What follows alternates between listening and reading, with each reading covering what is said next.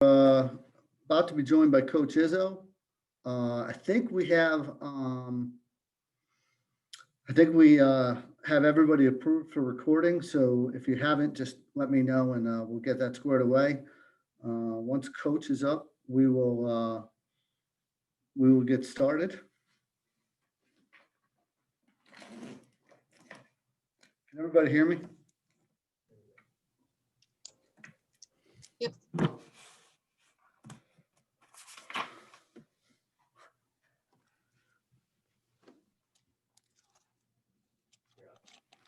We are joined by Coach Izzo now. Coach, if you'd like to start with an opening statement, then we'll go to questions.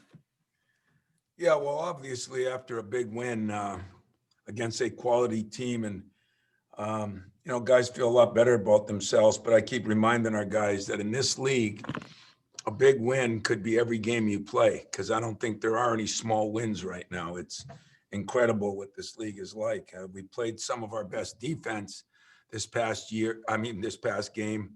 And I mean that from a standpoint of what we did, not just that they missed some shots, but I was very pleased by our energy and, our attention to detail. And of course, had to be disappointed in something. So I was disappointed in the turnovers, especially those turnovers in that first half. I mean, they were borderline ridiculous. And, going back and looking at the tape, there were just a lot of reasons that we did it. None of them were good, but some of them were definitely correctable. Aaron, in one phase, is playing his best basketball ever. He's had 2 or 3 games now in a row where I think he's doing the things that he needs to do. At Minnesota, he didn't make shots. Now he's been making shots, but he's really getting the ball to the rim.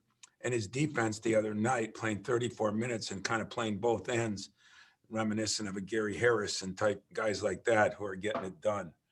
I thought Joey and Rocket both had better second halves than first half, so that was encouraging because we need those guys if we're going to become a real good team.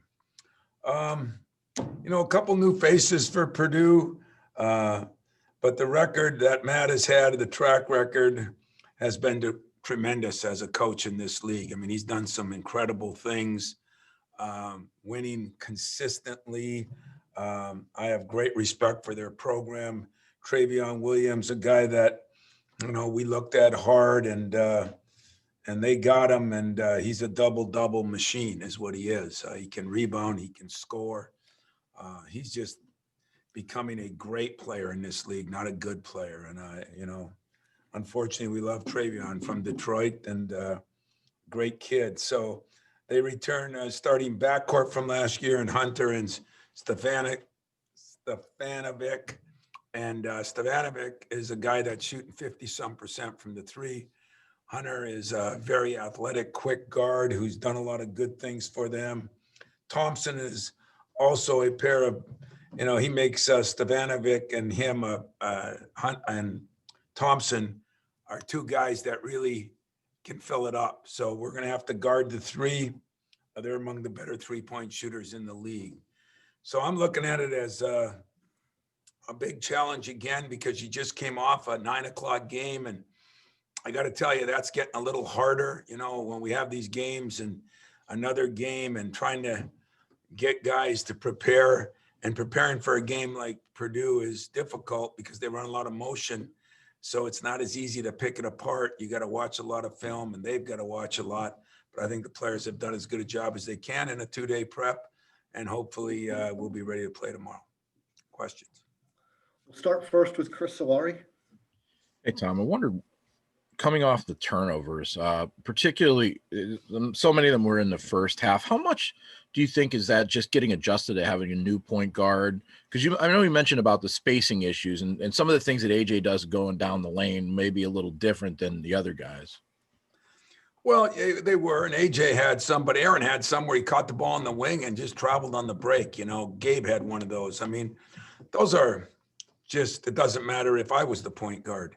Those kind of things that happen are just things that happen, to be honest with you. And those are the ones that I guess I could live with. There were a couple of 1 or 2 screening ones that, are okay, but the ones that AJ created are, you know, him going a little too fast. And that's partially because of a new point guard, but nobody's going to put the pressure on you that Purdue does. So we've worked hard to shore that up. It's going to be an important part of the game, I think, on Friday night.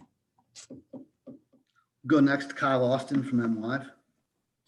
Hey, Tom, obviously coming off a great defensive performance, but maybe a little different challenge with Trayon now, a guy that Xavier, I think, would have been a key for last year. Who do you kind of look to this year for guys like him to be able to slow him down?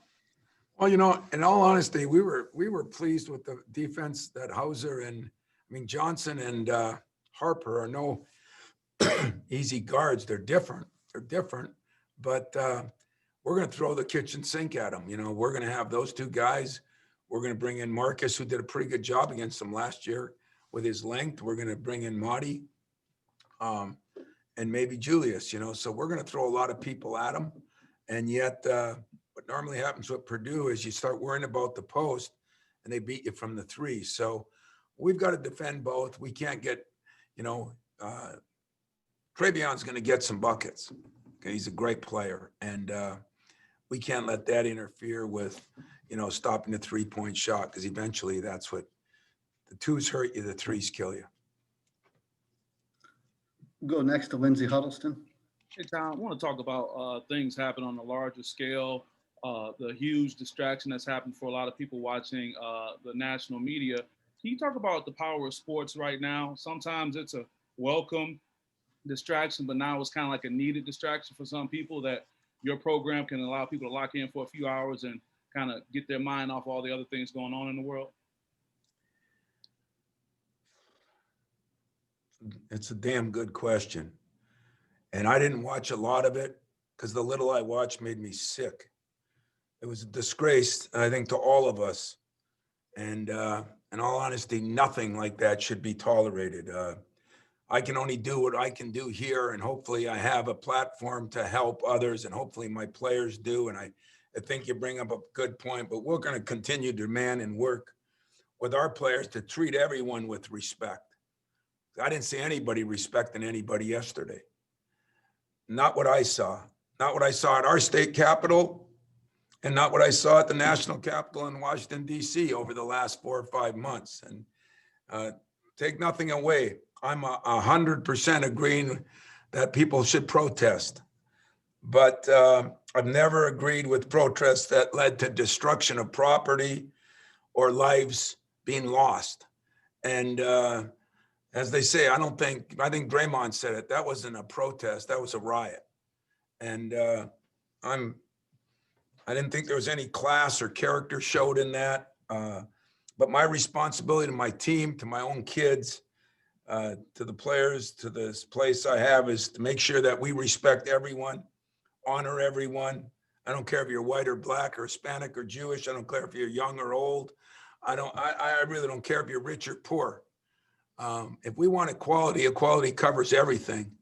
And equality covers some of the things that went on yesterday. And I'm hoping that each and every individual that was involved in that is held responsible. But I'm going to continue to represent and kind of shoot for total equality in our program, our university, hopefully our state and our country.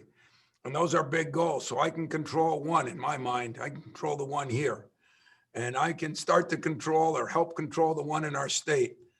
But I don't know enough about it, Lindsay, to continue, except that I was disgusted and disgraced by what went on. And it makes it very difficult to see things like that happen and then have to go talk to your players and think of some of the things that have happened over the summer and not feel there is some injustice. And so, you know what? I don't consider that kind of protest American. I really don't. And I'm just going to stick with what I said and handle things the best I can handle here. But it makes me want to fight even harder for this equality that we all need, and makes me fight harder for protesting. I agree with protesting. I think people got to be able to say and do what they think.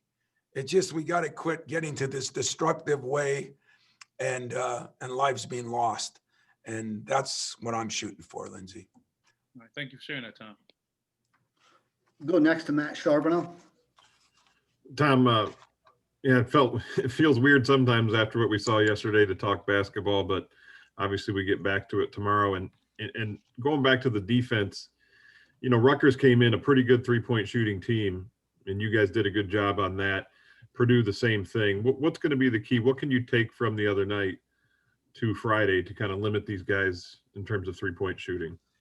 You know, I could make it real simple. And to answer your first part of your question and the end of Lindsay's, I do hope sports can do something to bring our country together. You know, like I said all the time, I think my guys are role models. I want them to be role models. We're not perfect. But I also think that, you know, locker rooms prove that people from different races, creeds, different backgrounds can all get together. And when they do, we can form an incredible team. And so I hope sports does bring that. So I'm glad we are getting back to sports. At the same time, I think our defense in that game, we just played harder. And, you know, you can't play a team like Purdue and say they're going to go here on this play and there on that play, because it's more of a freelance motion offense that he's been very effective with since Gene Katie was there. So I told our guys, we're going to have to make some plays defensively, but what we got to do is stay disciplined and a lot of back cutting and contest threes and try to do a decent job on Trayon. It's not only that he's a scorer, he is by far, and I mean this with incredible respect, the best passing big man I've seen in this league in a long time. There's been some decent ones, but I don't think anybody's done a better job of passing the ball. I mean, I've seen him throw it over his head, behind his back, flipped it here and there. He's just done an incredible job of passing the ball too. So those are the things we got to stop. And I think you do it with energy. You know, who's kidding who? At Minnesota, we didn't have it. The other night we did. Can we get consistent energy? Go next to Ryan Elke. Hey, Tom. Really for Purdue, you see someone as big as Zac Eifert at 7'4", and it seems like Purdue always has someone over 7 foot. How do you attack someone of that size, and considering this is kind of the start of the big size you'll see in the Big Ten? It is kind of, you're right. And he's a monster, man. I mean, I've never seen anything. I've seen some big guys there. They had a 7'3" guy, but not only is he 7'4", but his arms got to be, you know, like octopus arms, and his feet. You know, I mean, he is a big guy, and Matt has unbelievably done a great job over the years with different guys like that. And where you watch them in high school and they can't run very good, and you know, he has a great knack of turning them into something special. This kid, if you watch him, he's got some skills. He's got pretty good hands. You know, he's young yet and learning, but I don't know how you go at him. I mean, I think you got to go right through his chest, you know, because he's going to block shots if you go away from him. And maybe, you know, as I always try to put guys like that in a lot of ball screens and make them work on defense. But he is going to be an interesting guy to watch as we go forward, because they've had a factory down there of doing it with 7-footers, as you said. We have time for a couple more questions. We'll go first to Chris Solari. We talked so much about the defense the other night and then again today, but the rebounding component of that, I think that, you know, after getting out rebounded those last 2 games, I imagine that's probably something that not only you emphasize, but you're happy with seeing again. Well, usually, as we always say, you know, the motto of this program has been defend, the rebound, and run. And if you don't defend well, you probably don't rebound as well, because if you don't defend well, people are driving to the basket, and they're scoring baskets, which is harder to run off of. But if they're driving, then you don't rebound as well, because, you know, your bigs are helping out and stuff. I thought we did a good job of taking away the dribble penetration, which Purdue does very well too. And I think that helped us a lot. But, you know, it's we got to defend, rebound, and run. I mean, that's a big part of our program, big part of our team. And that's one of the things going into Nebraska we talked about, we've got to do a better job of that. And it starts with the defense. The defense doesn't end until you got the rebound, and then the offense starts. We'll go last question to Kyle Austin.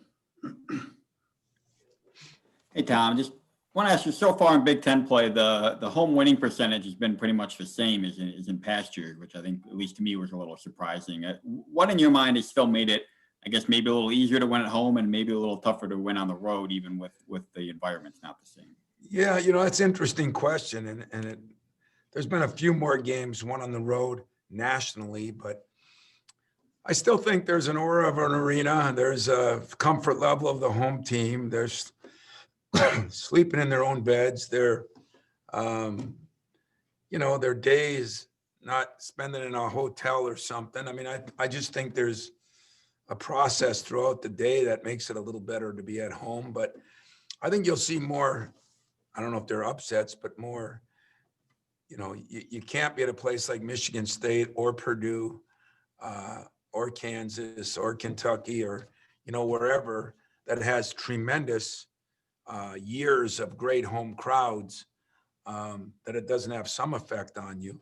But we know it's not going to have as big an effect as it used to have unless I can get all those cutouts to be voice activated. If I could do that, I could take care of the noise in the arena and getting on the officials a little bit. So I'll work on that. But other than that, I just think you're a little more comfortable at home, but I don't think it's as big a deal without the crowd. It really isn't.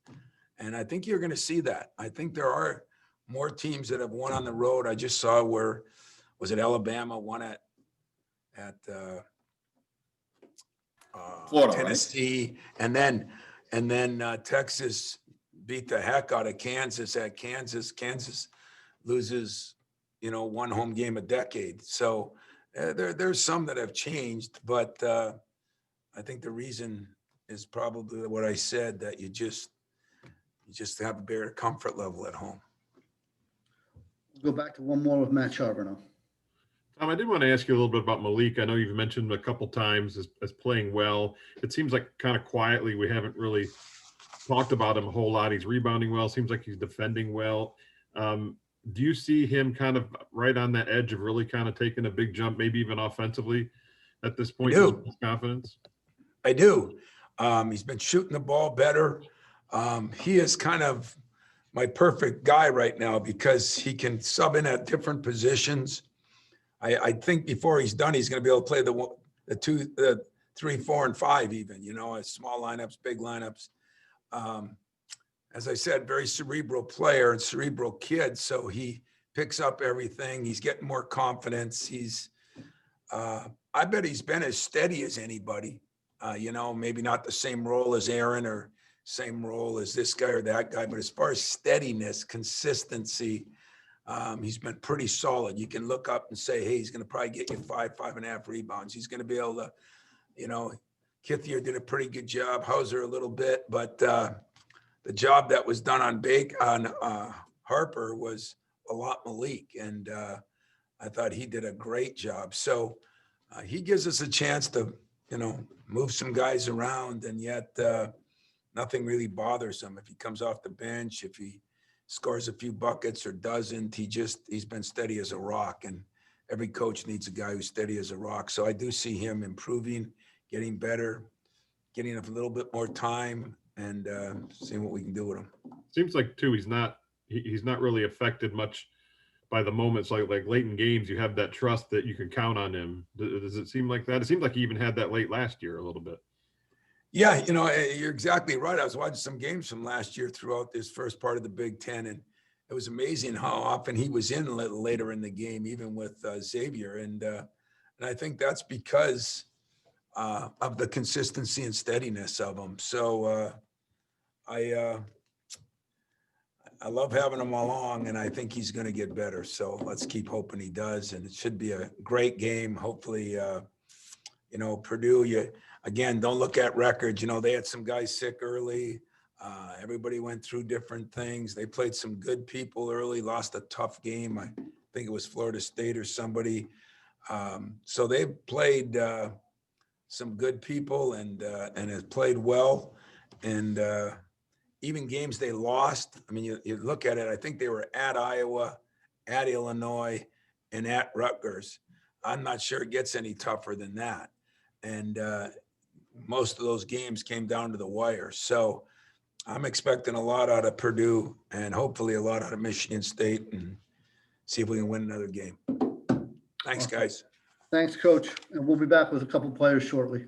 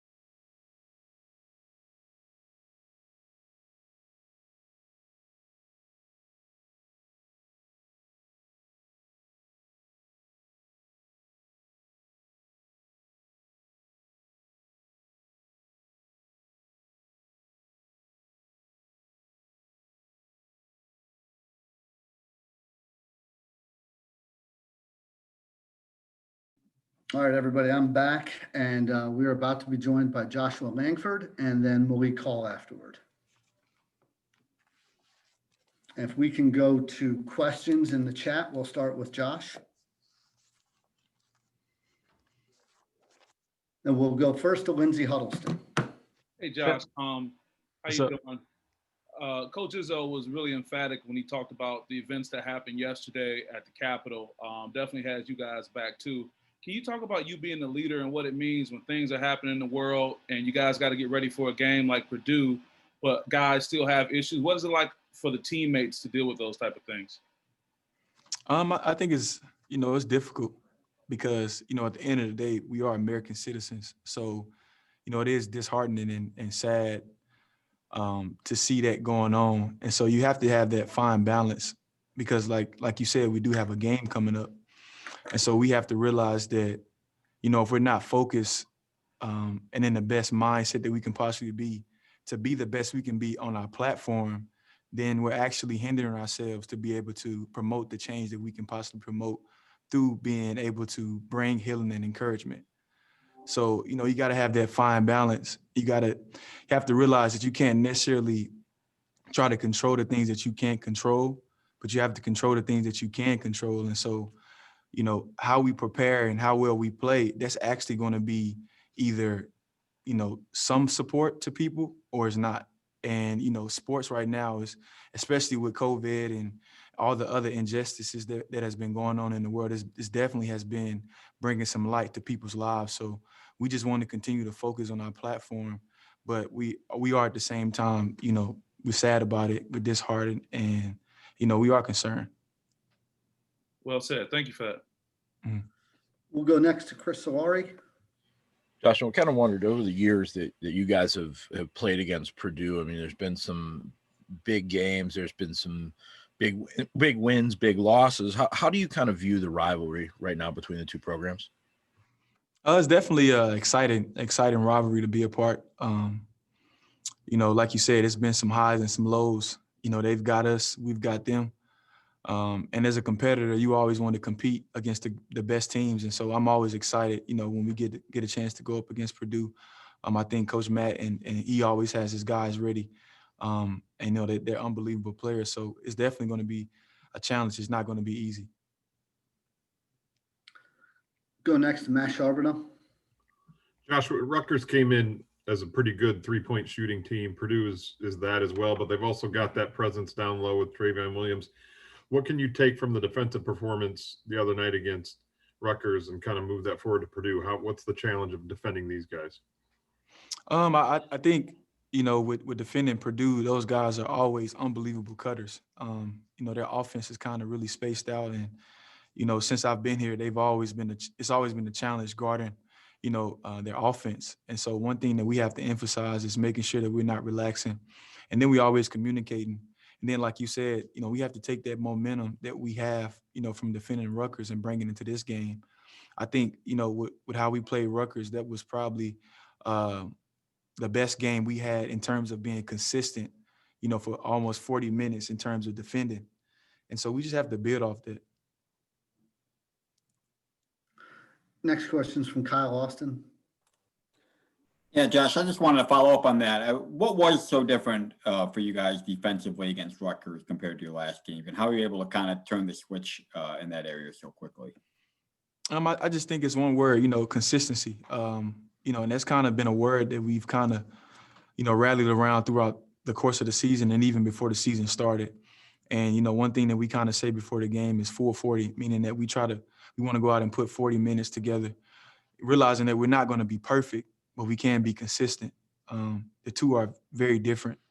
And so, in terms of our defense, I think one thing that we've, done a better job of is communicating, being consistent in that area, and also not relaxing. Just playing Michigan State basketball, one of our principles is defending, along with rebounding and running. And that's what we do. That's what Michigan State Spartans do. And so, I think we're doing a great job, but still have a long ways to go. We have to just keep learning and keep building. We'll go back to Chris Solari for one more. I kind of wanted to see where you feel that Rocket is right now, both in his transition with playing some point guard, as well as right now shifting back to the 2 guard more. What have you kind of counseled him on in maybe having a few limited minutes right now to kind of make some adjustments? I think one of the hardest things to do in life is to be able to be consistent when you're going through a process. And Rocket is kind of going through a process right now. Like you said, he's playing a little bit of the 1 while still trying to play the 2. And, it's so many different dynamics that you see that he's having to deal with. And so the thing that I kind of encourage him about is just making sure that he continues to just be who he is. He doesn't have to go out and be somebody that he's not. Coach wouldn't put him in a position that he didn't think he was capable of being in. And so, at the end of the day, he just has to continue to be himself. And so that's what I just, try to encourage him with, just reminding him that, hey, just be you. Being you is what got you here. And, along with everything else, you just have to continue to just keep trying to learn and just keep moving forward. And, he's done an unbelievable job, with dealing with that process, because it's not easy. It's not easy being a point guard here at Michigan State. I know a lot of people, they do it so well. You get so used to Cassius. Cassius did it so well here, but he even took his lumps, and coach is hard on his point guards. And so, but Rock is capable of it. And like I said, he's in the process, and I think he's doing a good job. For you, just kind of as a follow, I mean, I noticed that you've kind of, in a lot of ways, taken him under your wing. You've done that with Aaron. I mean, do you feel like coaching's in your future at all? I think some type of leadership, position in terms of maybe counseling or something like that. I don't necessarily know if I'll be a coach, but maybe a life coach. I don't know about basketball though. All right, looks like that's all we have for you, Josh. We appreciate you taking the time, Thank you. and we'll be back shortly with Malik Hall.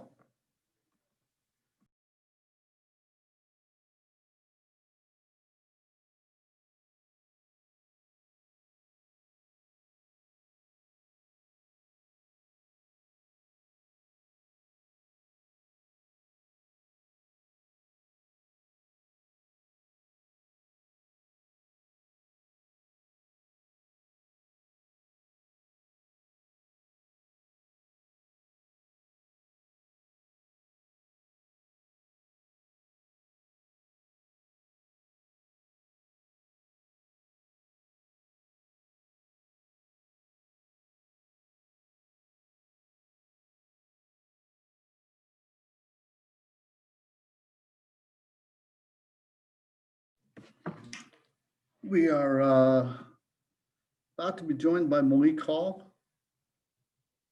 So if we can direct questions to the chat.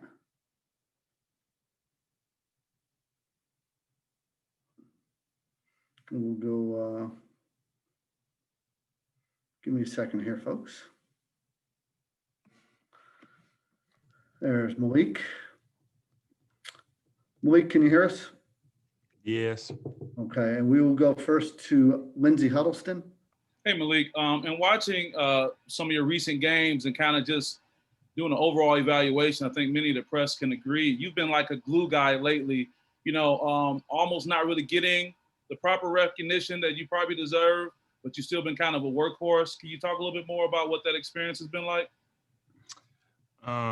It's honestly, I had a conversation with Coach a couple weeks back, and he said that we needed some people and some players who were just going to step up and do the things that nobody really wanted to do and make those defensive plays and be that kind of hard-nosed person. I mean, it's something that I've always kind of wanted to be, along with being able to help lead some other players and stuff like that. So it's just something that we talked about, and he wanted me to fill that position. Great, thank you. We'll go next to Matt Charbonneau. Like you mentioned some of those little things, and we're seeing it rebounding wise. We're seeing your versatility defensively, playing well in those aspects. Do you think that can help you offensively too? Are you finding a little bit more confidence there? Do you think that part of your game is going to kind of take off at this point as well? I think it will. With the rebounding aspect, getting offensive rebounds kind of allows you to be in a position to either put it right back up or get it swung around where the other team has to scramble and, you know, even kind of push on a break, and it'll open some things up for my team and for me. But I mean, offense will come with time. It's just part of the process.